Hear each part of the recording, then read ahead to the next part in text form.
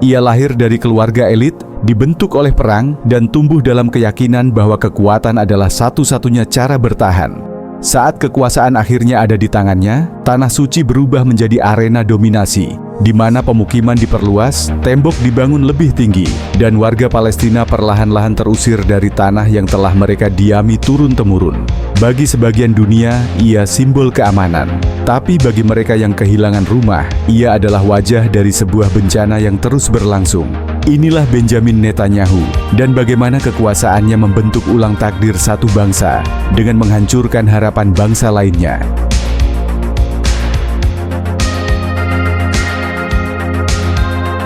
Yerusalem, 1949. Sebuah kota tua yang belum pulih dari perang, masih berdebu oleh pertempuran dan terusik oleh luka sejarah. Saat itu, Israel baru saja berdiri sebagai negara, di tengah pengungsian massal ratusan ribu warga Palestina yang terusir dari tanah mereka. Di tengah keriuhan inilah lahir seorang anak laki-laki, Benjamin Netanyahu, putra dari Ben-Zion Netanyahu, seorang sejarawan dan ideolog nasionalis garis keras. Dari kecil, Benjamin tumbuh di rumah yang tak pernah benar-benar jauh dari politik dan sejarah. Ayahnya bukan orang sembarangan. Ia percaya bahwa bangsa Yahudi sedang melawan kehancuran yang bisa datang kapan saja, dan hanya kekuatan, bukan kompromi, yang bisa menjamin kelangsungan hidup mereka. Ben-Zion menanamkan gagasan itu dengan tekun, bahwa tanah ini, tanah yang sekarang dihuni oleh banyak bangsa, hanya layak dikuasai oleh satu bangsa, mereka yang dijanjikan. Pemikiran itu tak sekadar jadi opini pribadi. Ia mengalir ke anak-anaknya, masuk ke tulang belakang Benjamin Netanyahu. Pada usia muda, keluarga Netanyahu pindah ke Amerika Serikat. Di sanalah Benjamin mengenal dunia yang lebih luas. Ia belajar di sekolah-sekolah elit, fasih berbahasa Inggris, dan mengenal gaya berpikir Barat yang rasional dan sistematis. Namun nilai-nilai yang dibawanya dari rumah tak pernah lepas. Meskipun ia tumbuh di lingkungan terbuka, pikirannya tetap terikat pada realitas Timur Tengah yang keras dan penuh ketegangan. Di Amerika, ia menjadi siswa yang cerdas, tenang, namun penuh perhitungan. Ia kemudian masuk Massachusetts Institute of Technology, MIT, mengambil studi arsitektur dan ilmu politik. Latar akademiknya membentuk gaya berpikirnya yang teknokratis. Namun ada sesuatu yang jauh lebih personal dan emosional yang membentuk karakternya, kakaknya, Yonatan Netanyahu, kakak tertua Benjamin, sosok yang dikaguminya. Seorang perwira militer di unit paling elit milik Israel, Sayeret Matkal. Pada tahun 1976, dalam misi penyelamatan sandera di Bandara Entebbe, Uganda, Yonatan gugur. Ia satu-satunya pasukan Israel yang tewas dalam misi itu. Kematian sang kakak menjadi trauma yang berubah menjadi obsesi. Benjamin saat itu masih di Amerika memutuskan pulang ke Israel. Ia masuk militer dan juga bergabung dengan unit Sayeret Matkal, unit yang sama dengan mendiang kakaknya. Tapi, lebih dari sekadar dinas militer, kematian Yonatan membentuk cara pandang hidup Benjamin. Dunia adalah tempat berbahaya.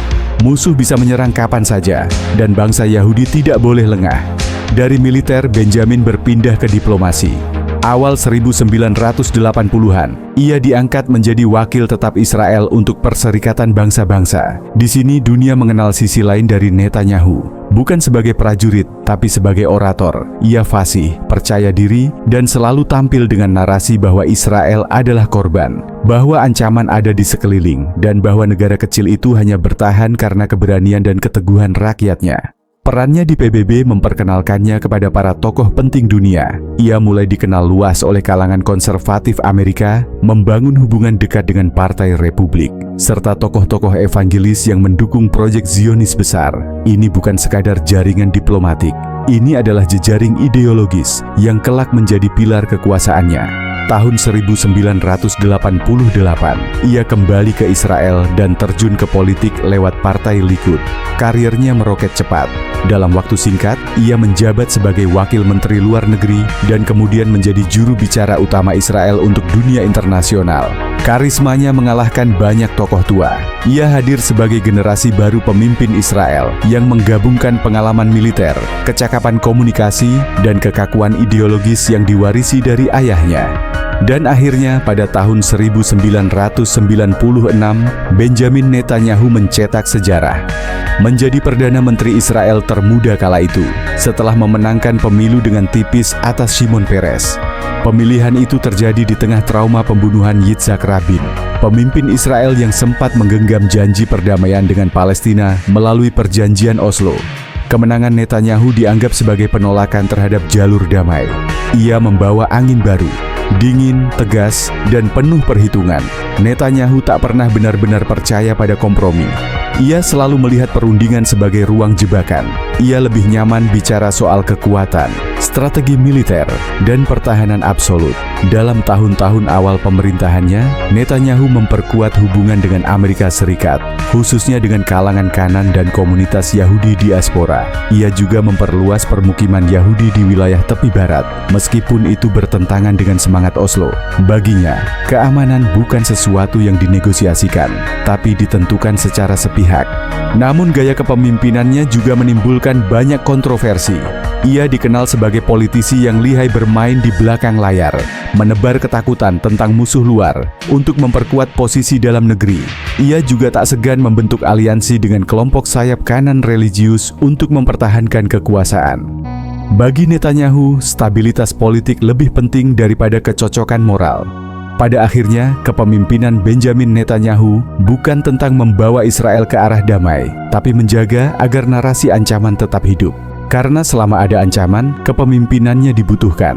Dan selama ada ketegangan, ia bisa terus memainkan peran sebagai pelindung bangsa.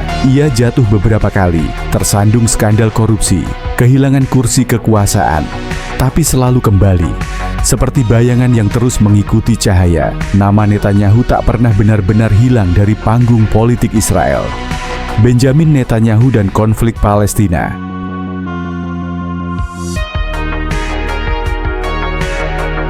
Kepemimpinan Netanyahu ditandai dengan pendekatan yang tegas dan seringkali kontroversial terhadap masalah keamanan dan kebijakan wilayah yang sangat sensitif.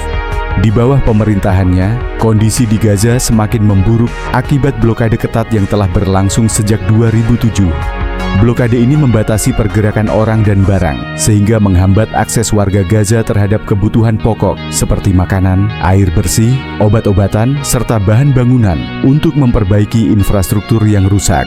Seiring berjalannya waktu, pembatasan ini menimbulkan tekanan ekonomi dan kemanusiaan yang luar biasa bagi jutaan warga Gaza, yang pada akhirnya memperburuk kondisi sosial dan politik di wilayah tersebut.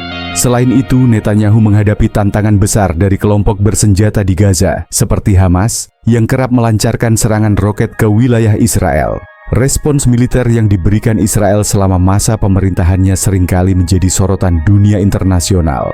Operasi militer besar seperti Operation Pillar of Defense tahun 2012 dan Operation Protective Edge pada tahun 2014 menghasilkan korban jiwa yang signifikan, termasuk banyak warga sipil serta kerusakan besar pada infrastruktur.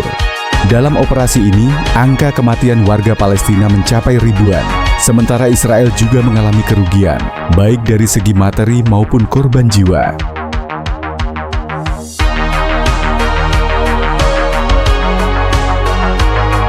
Kebijakan Netanyahu yang mendorong perluasan pemukiman Yahudi di tepi barat menimbulkan kontroversi internasional.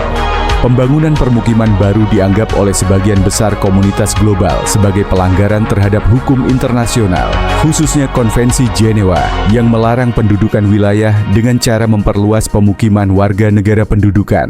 Namun pemerintahan Netanyahu tetap melanjutkan program ini, yang tidak hanya mempersempit ruang gerak warga Palestina, tetapi juga meningkatkan ketegangan antara kedua belah pihak. Pada tahun 2018, Israel di bawah kepemimpinan Netanyahu mengesahkan Undang-Undang Negara Bangsa Yahudi, yang secara eksplisit menegaskan Israel sebagai negara bangsa rakyat Yahudi. Undang-undang ini menuai kritik karena dianggap mengabaikan hak-hak minoritas non-Yahudi, termasuk warga Palestina, dan menimbulkan kekhawatiran atas potensi diskriminasi terhadap kelompok-kelompok tersebut. Tahun 2023 menjadi titik krusial dalam konflik yang berkepanjangan ini. Pada Oktober 2023, serangan mendadak oleh Hamas menewaskan banyak warga Israel, termasuk warga sipil. Netanyahu merespons dengan operasi militer besar-besaran di Gaza yang menyebabkan kerusakan yang belum pernah terjadi sebelumnya, dan jumlah korban jiwa warga Palestina melonjak secara dramatis. Blokade terhadap Gaza pun diperketat dengan sangat ketat, menghambat akses terhadap bantuan kemanusiaan yang sangat dibutuhkan. Reaksi internasional terhadap tindakan Netanyahu ini beragam. Beberapa negara mengutuk serangan yang menimbulkan korban sipil, sementara yang lain mendukung hak Israel untuk mempertahankan keamanan nasionalnya. Di tengah tekanan global, Netanyahu tetap konsisten dengan pendekatan kerasnya, mengedepankan narasi perlindungan terhadap warga Israel dan keamanan negara sebagai prioritas utama. Pendekatan Netanyahu terhadap konflik ini menghadirkan pertanyaan besar mengenai masa depan perdamaian di wilayah tersebut. Sikap tegas dan kebijakan yang berfokus pada keamanan dan dominasi wilayah telah memperpanjang ketegangan dan membuat solusi dua negara semakin sulit diwujudkan. Bagi rakyat Palestina, masa kepemimpinan Netanyahu menjadi masa penuh tantangan dan penderitaan, dengan akses terbatas terhadap hak dasar dan kehidupan yang aman. Secara keseluruhan, pengaruh Netanyahu dalam konflik Israel-Palestina sangat besar dan kompleks.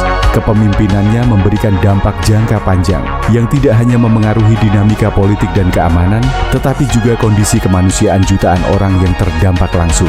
Dalam setiap langkahnya, Netanyahu memilih pendekatan yang kuat dan penuh risiko, yang hingga kini masih menjadi perdebatan besar di panggung dunia.